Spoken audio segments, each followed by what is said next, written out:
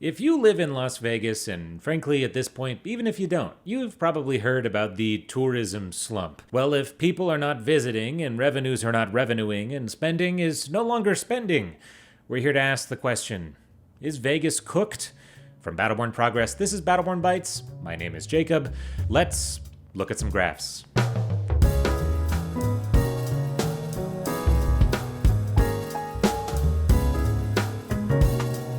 So before we get into the current slump, obviously who would I be if I did not contextualize previous slumps with a dose of history? So Vegas, as we understand it, is really a creation of post-World War II America. See, Nevada legalizes gambling in 1931, but it doesn't really go anywhere because it's the Great Depression. Nothing is really going anywhere. During World War II, though, new army bases means lots of young men with nothing to do, means people are finally like, yeah, let's do a casino. Let's do it. Predictably, the mob gets involved, and so from 1945 to the mid-70s, business is booming. Again, mostly for the mob, but hey, business is booming. For more information, I highly recommend the documentary Martin Scorsese's Casino, starring Robert De Niro. And I'm really steamrolling through this, but of course by the 80s and 90s, the feds are cracking down on the mob and Vegas is getting more corporate. Again, anyone who's been around for this period will know what I'm talking about. It's how we go from this to this, to, I guess, whatever we call this. Through all of this, Nevada's economy, and very specifically the Las Vegas economy, gets a reputation as recession-proof. That's because gambling revenues actually tended to go up during recessions, not down, sort of defying any conventional wisdom. Why would you spend your hard-earned money when you're losing your job at a casino? Then, here's the thing, I have no segue for this, 9/11 happens. Obviously, the September 11th attacks completely changed the national mood, and frankly, the attitude towards flying. For about 2 years, no one is really flying at all, and that massively impacts Las Vegas for obvious reasons. From there, things got better, and then got worse. Of course, I'm talking about the Great Recession.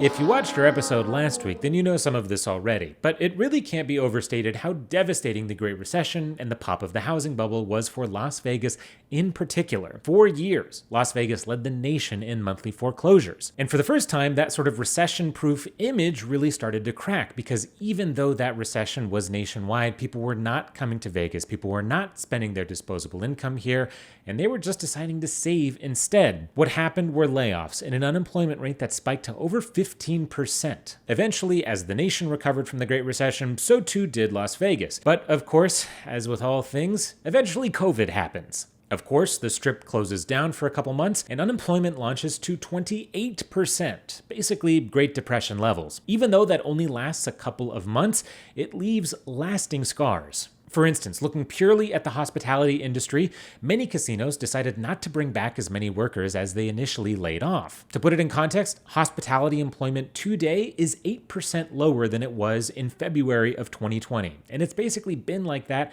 ever since the casinos reopened. For that reason, Nevada's unemployment rate has been stubbornly high for years since the pandemic. It's one of the reasons why in 2023 and 2024 we saw plenty of think pieces questioning why Nevada's economy and Las Vegas's economy simply wasn't recovering like everywhere else, even when there were record gaming revenues at the casinos. So in 2025, what gives? Okay, so when we say tourism slump, what are we talking about? Well, through June 2025, Las Vegas visitation is down 11.3%, according to the Las Vegas Visitors and Convention Authority, or the LVCVA. That visitation slump is not unique to Las Vegas, but it is generally worse than elsewhere. A lot of that is because of a pronounced dip in international visitors. The World Travel and Tourism Council, for instance, estimates that Las Vegas stands to lose about $12.5 billion in spending from international visitors this year. And in particular, Vegas has seen a lot of this shock from one place. That's right, Canada, baby. It's Canada. There's a fun fact about me. I'm half Canadian. I am 50% Canadian. I guess I'm Quebecois. It's a slightly different. Now, why Canada? Well, it's been a minute, so you may be forgiven for forgetting that earlier this year, Trump repeatedly said he wanted to annex Canada, just like because it looked nice on a map. Like, what if it was a super Canada-United States deal? And then obviously the tariffs were a big deal, hitting Canada and Mexico with 30% tariffs off the bat before he did the big, you remember, Liberation Day? Well, this was pre-Liberation Day, but then the Trump administration already negotiated the US-Mexico-Canada agreement, so everyone was like, why do all these tariffs on Canada? It was a time. And just to jog everyone's memory, it had a huge effect on basically everything Canada did this entire year, from rejecting Trump-style conservatives in Canadian elections to a huge surge of buy Canadian movements and boycotts of American goods. Per one flight consulting group, Canadian tourism to Las Vegas specifically could fall by as much as 18.5% this year. This is, as we say in the business, not good. Now, it's entirely possible that this generally is a momentary blip. People's opinions on tariffs seems to ebb and flow by the day, like the tariffs themselves. And who knows, if Trump decides to stop threatening to annex Canada every free moment, maybe Canadians will eventually decide that actually they do want a Vegas vacation and they'll just come back eventually. And this is purely anecdotal, but living in Las Vegas means knowing people who work on the Strip, frankly, like a lot of people who work on the Strip. And something you start hearing in the last month is that, don't worry, bookings are starting to look better this fall. Plus, to be fair to all the numbers here, Vegas is more than just the Strip. And gaming revenue is actually up, because even though the Strip is losing money, downtown and locals casinos are winning more money. So it all kind of comes out in the wash, doesn't it? Well, unfortunately, we can only go off the data we have, and not all the data is as rosy. Consumer spending in Vegas, for instance, is down over the last 11 months. The Las Vegas Review-Journal compiled a bunch of data from the Department of Taxation and found that in all but 2 categories, consumer spending is falling by lots of different amounts. But even when it's only falling by a little bit, for instance, only 1.6% dip in food spending, that could amount to over $190 million lost for actual food businesses. At the same time, inflation for goods and services came in way hotter than expected in July. So this is something called the Producer Price Index. It's similar to the Consumer Price Index, except it's for producers.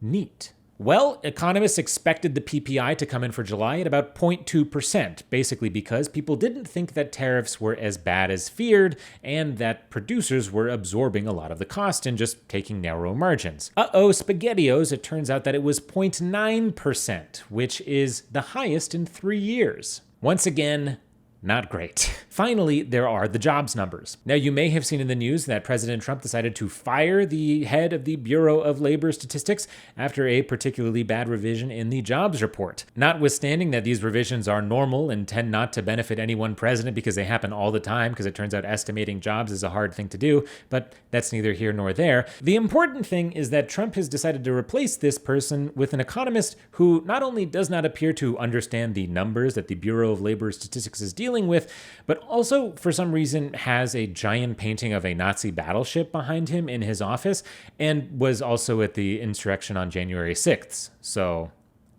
cool. But looking at unemployment in Nevada and, again, Las Vegas, the numbers are once again not amazing. So, not so fun fact, Nevada has actually led the country in unemployment every single month for the last 3 years. So, not amazing. And as of this summer, the unemployment rate was still about 5.4% in June. That's well above the national average of just 4.2%, which is also kind of a little high, higher than you'd want it, really. All this to give you an unsatisfying, potentially, answer to the question, is Nevada's economy a canary in the coal mine here? Well, maybe, but we may just have to wait and see. One important thing to ask, though, is what are our political leaders doing at this fraught economic moment? And the answer is, good question. So a fun wrinkle to all this is that during the 2022 election, now Governor Joe Lombardo seized on inflation and the unemployment rate as a problem with then Governor Steve Sisolak, blaming him for the COVID response, which, yep, on him, sure, but saying that it was the governor's responsibility to handle bad unemployment and bad inflation. And well, you know, if the governor has a big lever labeled inflation and unemployment in his office, one wonders what Governor Joe Lombardo is doing with it. But that does it for today's episode. If you like the show, be sure to like and subscribe so you're the first to know when we upload a new episode. While you're at it, share it with your friends. Get them in on the Battleborn Hive, the Battleborn Club. There's got to be a word that starts with B, so it could be a big alliteration. We'll figure it out. From Battleborn Progress, this has been Battleborn Bites. My name is Jacob. We'll see you next week.